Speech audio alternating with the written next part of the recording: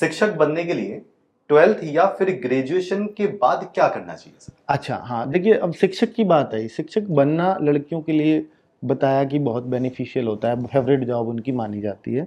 लेकिन शिक्षक बनने के लिए ऐसा भी हो सकता है कि लड़की के घर वालों, एक बड़ा बड़ा चैलेंज है गाँवों में कि जब आप शिक्षक बनना चाह रहे हैं तो आप ये सोच लीजिए 12th के बाद आपको अपनी लड़की के लिए 4-5 साल और देने होंगे। इतना लंबा टाइम देना होगा।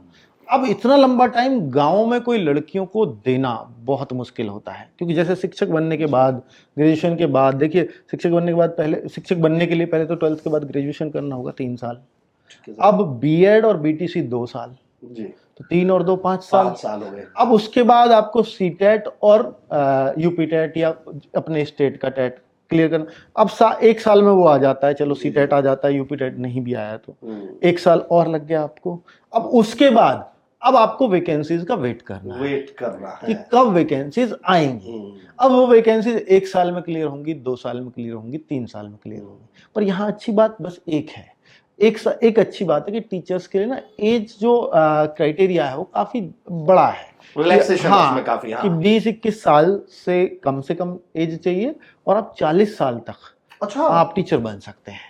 तो इसलिए अगर मान लीजिए टाइम ज्यादा भी लग गया, बहुत बार आपने देखा होगा कि लड़कियां शादी होने के बाद टीचर बन रही हैं, क्योंकि शादी होने तक माँ बाप नहीं रोका जाता कि 12वीं के बाद 7 साल चाहिए इन सबको करने के लिए, और उसके बाद वैकेंसी। हाँ, अब 12वीं करते करते लड़की 18 ईयर्स की हो गई, अब 7 साल और लगा दी 25 साल तक। गाँव में 25 साल में तो कोई भी लड़की, बहुत कम लड़कियां बचती हैं जिनकी शादी ना हुई हो। तो ये एक बड़ा चैलेंज है गांव के स्तर पर, है ना। तो अब वो लड़कियां, क्योंकि उनमें कैपेबिलिटी तो है, वैकेंसी आएंगी वो निकाल लेंगी। अब वो 25 के यानी शादी के बाद बहुत सारी लड़कियां टीचर्स बनती हैं।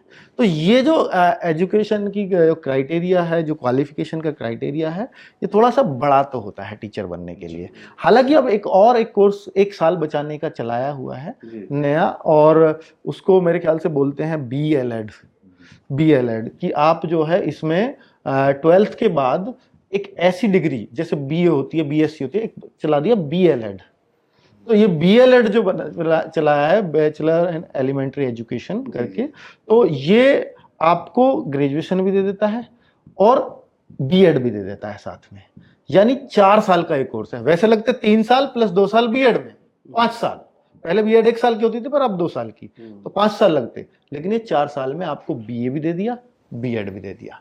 अगर आप वास्तव में टीचर ही एकमात्र उद्देश्य है, फिर आप BLED कर लीजिए, कम से कम 1 साल आपका बच जाएगा। लेकिन एक बात जरूर मैं ऐड ऑन करना चाहूंगा, मैं कहना चाहूंगा सर, प्रोसेस तो आपने समझा दिया। अविनाश सर, आपने पूछा टीचर बनने के लिए क्या करना चाहिए, पर एक रिक्वेस्ट मेरी जरूर रहेगी कि अगर आप टीचर बने तो फिर RWA के टीचर्स के जैसे टीचर बनिएगा, जो ईमानदार हो और जो बच्चों के हित के बारे में सोचने वाले हो। क्योंकि सर मेरा ये मानना है, if an engineer is corrupt, there is a very famous quotation, if an engineer is corrupt, then hundreds of the lives are in danger.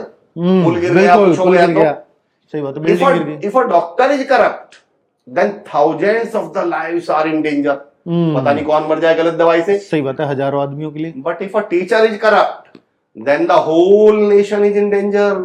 फिर पूरा देश खतरे में है, क्योंकि आपके पढ़ाई तो लाखों लोग होंगे। सही बात है भाई, इंजीनियर को भी वही पढ़ाता है, डॉक्टर को भी पढ़ाता है, सब आप पढ़ा रहे।